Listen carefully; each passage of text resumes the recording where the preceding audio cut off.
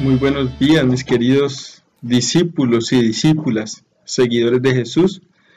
Bienvenidos a este sexto encuentro de formación de la Escuela del Discipulado Misionero en el CAE, Centro Arquidiocesano de Evangelización de la Arquidiócesis de Cali. Estamos en el curso Caminando con Jesús. Estamos viendo el Evangelio de San Lucas. Y desde el encuentro pasado vamos viendo ya algunos fragmentos que nos van dando pistas de cómo seguir a Jesús. Nos van indicando y mostrando las características que debe tener un discípulo misionero. Hoy vamos a trabajar un fragmento muy hermoso. Lo encontramos en el tema 5 de nuestra guía de trabajo. Y vamos a trabajar la misericordia del Padre Celestial a través de una parábola, la parábola del Padre Misericordioso. ¿Qué es una parábola? Una parábola es una historia que deja una moraleja. Una moraleja es una enseñanza sobre lo que es bueno o lo que es malo. El día de hoy vamos a mirar cómo Jesús, a través de la parábola del Padre Misericordioso, nos describe los tipos de discípulos que pueden haber y nos muestra la imagen del único Dios verdadero, la imagen del Padre. Sin más preámbulos, entremos a mirar qué nos dice el texto.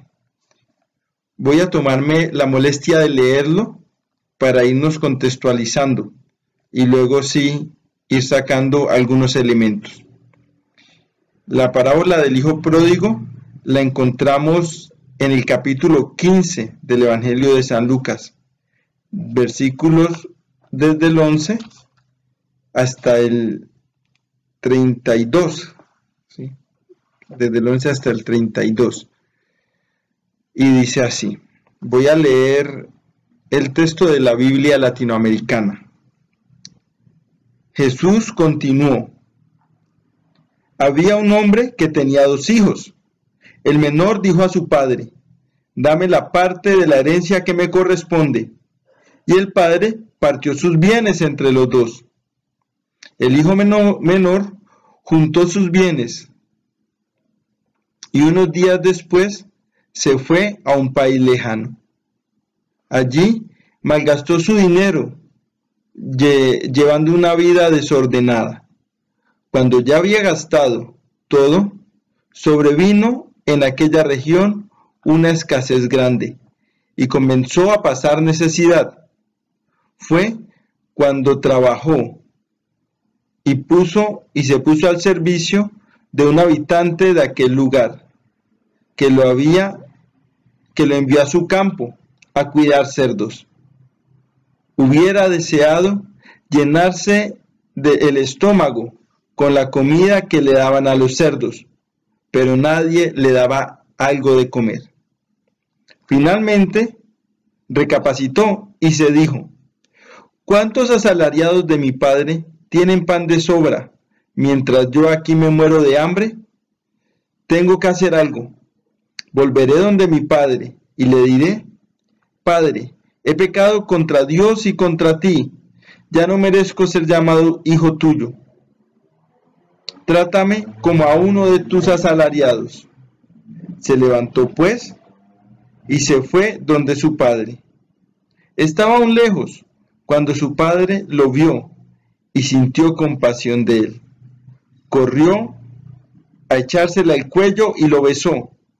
Entonces el hijo le habló. Padre, he pecado contra Dios y contra ti, ya no merezco llamarme hijo tuyo. Pero el padre dijo a sus servidores, rápido, traigan el mejor vestido y pónganselo, colóquele un anillo en el dedo y traigan calzado para sus pies. Traigan el ternero gordo y mátenlo, comamos y hagamos fiesta, porque este hijo mío estaba muerto y ha vuelto a la vida, estaba perdido y lo hemos encontrado. Y comenzó la fiesta. El hijo mayor estaba en el campo. Al volver, cuando se acercaba a la casa, oyó la orquesta y el baile. Llamó a uno de los muchachos y le preguntó, ¿qué significa todo aquello? Él respondió, tu hermano ha regresado a casa y tu padre ha mandado matar el ternero gordo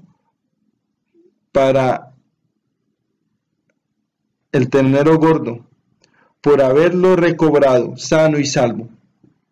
El hijo mayor se enojó y no quiso entrar. Su padre salió a suplicarle. Pero él contestó, hace tantos años que te sirvo sin haber desobedecido jamás ni una sola de tus órdenes, y a mí nunca me has dado un cabrito para hacer una fiesta con mis amigos. Pero ahora que vuelve ese hijo tuyo, que se ha gastado tu dinero con prostitutas, haces matar para él el ternero gordo. El padre le dijo, hijo, tú estás siempre conmigo y todo lo mío es tuyo, pero había que hacer fiesta y alegrarse, puesto que tu hermano estaba muerto y ha vuelto a la vida, estaba perdido y lo hemos encontrado. Palabra del Señor, gloria a ti, Señor Jesús. Un texto conmovedor. Hasta hace pocos años se centraba en la actitud del hijo. Por eso se conocía como la parábola del hijo pródigo. De hecho, en muchas Biblias aparece así. Aquí tengo la latinoamericana y el nombre de la parábola es ese. Pero el Papa Juan Pablo II empezó a hacer énfasis en que se le hiciera hincapié a la actitud del padre, no a la actitud del hijo. Y por eso ahora se conoce como la parábola del Padre Misericordioso. El protagonista central es el padre, no son los hijos. Aunque los hijos nos muestran actitudes del discípulo que valdría la pena ver. Vamos a mirar qué nos va enseñando cada uno de estos fragmentos. Lo primero es que el hijo menor atenta contra las costumbres, pues en la época de Jesús y desde el Antiguo Testamento, el que tenía mayor parte en la herencia era el hijo mayor. El hijo mayor recibía una parte más grande, y lo otro, la herencia no se podía pedir en vida. Vamos a mirar cómo en el Antiguo Testamento esto se nos muestra en el libro del Eclesiástico. En el capítulo 33, versículo 20, como dije ya del libro del Eclesiástico, nos encontramos con esta frase. Ni a tu hijo, ni a tu mujer, ni a tu hermano, ni a tu amigo. A nadie des poder sobre ti mientras vivas. No des tus bienes a otro. Podrías arrepentirte y tener que reclamarlos. Mientras te quede un soplo de vida, no entregues a nadie tu libertad. Es mejor que tus hijos dependan de ti que tener que suplicarles.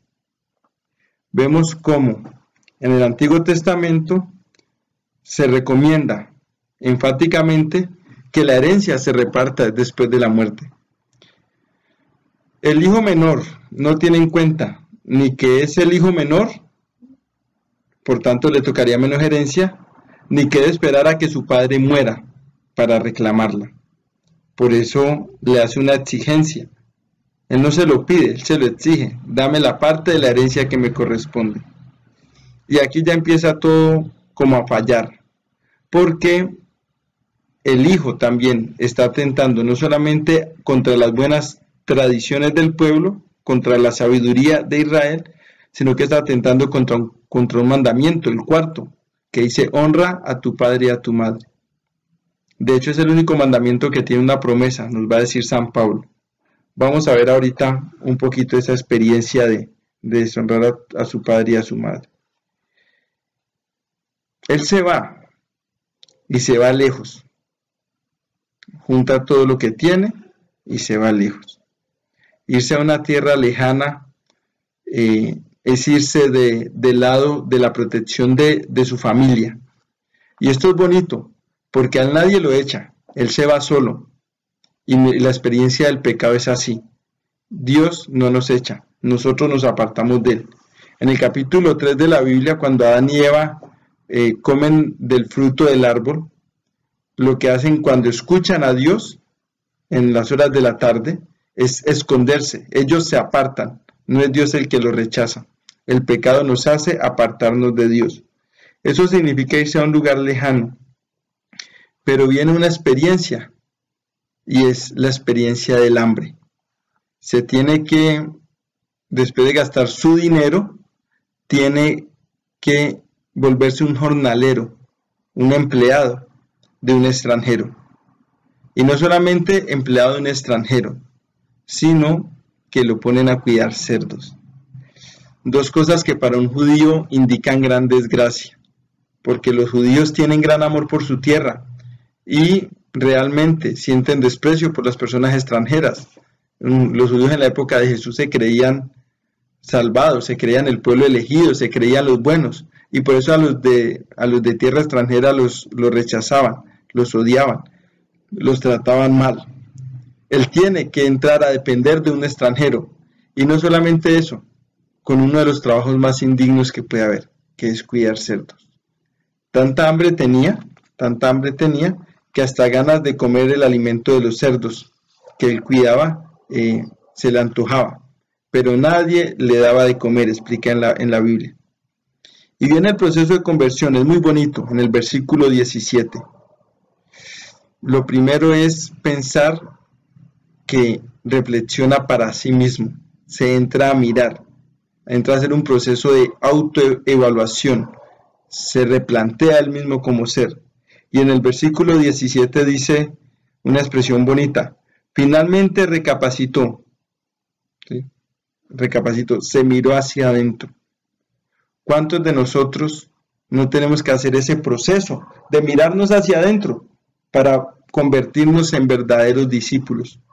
¿Cuántos de nosotros no tenemos que mirarnos hacia adentro para vivir nuestra condición de hijos de Dios? Pero es bonito porque no solamente se mira hacia adentro, hace un plan. Después de saber que la ha embarrado, hace un plan. Y es el de ir donde su padre y decirle que ha pecado contra Dios y contra él, que ya no merece llamarse hijo tuyo, ¿sí? Hijo suyo. Eso está en el versículo 16. Miren este verbo tan bonito. Tengo que hacer algo. Volveré donde mi padre y le diré. Finalmente, tiene las agallas para hacer lo que ha pensado y lo que ha planeado. Y por esa razón, en el versículo 20, dice, se levantó pues y se fue a donde su padre. Un proceso que tiene 3 pasos de conversión, el proceso de conversión que tiene 3 pasos. En el primero se introyecta y se mira a sí mismo y asume que la embarró, asume que se apartó de Dios, que se apartó de su padre y no fue su padre el que lo echó. En el segundo proceso, en la segunda parte del proceso hace un plan de cómo volver a estar junto a su padre. Y en la tercera parte se anima a cumplir ese proyecto. Muchas veces nosotros hacemos todos unos procesos y en nuestra mente pensamos unas cosas y en nuestro corazón sentimos otras, pero no tenemos la fuerza para ir a hacerlo. No tenemos la fuerza que se necesita para cumplirlo.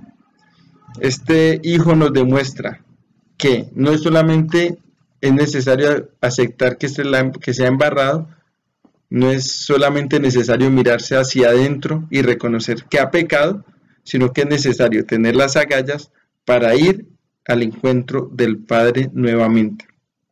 Una experiencia bonita, una experiencia de perdón, de reconciliación, de perdonarse a sí mismo. Sabía que no merecía ser tratado como un hijo más, pues había atentado contra el 4º mandamiento. De hecho, se los decía ahorita, es el único que tiene una promesa. Dice, honra a tu padre y a tu madre y tus días sobre esta tierra serán largos, o serán bendecidos, que viene siendo como la misma experiencia. Vamos a mirar cuál es la actitud del padre. Cuando el hijo le pide la herencia, el padre respeta su libertad. El padre nunca forza a hacer nada. El padre respeta su libertad. Él no nos tiene a su lado por la fuerza. y reparte su herencia a los dos hijos. No es al menor, se los da a los dos. Y vamos a ver que eso va a ser un punto fundamental para el diálogo que tiene con el hijo mayor. Y después, cuando viene, el padre lo ve cuando viene lejos, eso está en el versículo 20, dice, estaba aún lejos cuando su padre lo vio y sintió compasión y corrió a echarse al cuello y lo besó. Esa palabra compasión, esa palabra es hermosa y es una palabra cristiana. El proyecto cristiano, el proyecto del discípulo cristiano va unido al sentimiento de compasión, de sufrir con el otro, de sentir el dolor del otro, de ponerme en el lugar del otro. El Padre se pone en nuestro lugar y por esa razón nos envía al Hijo para salvarnos.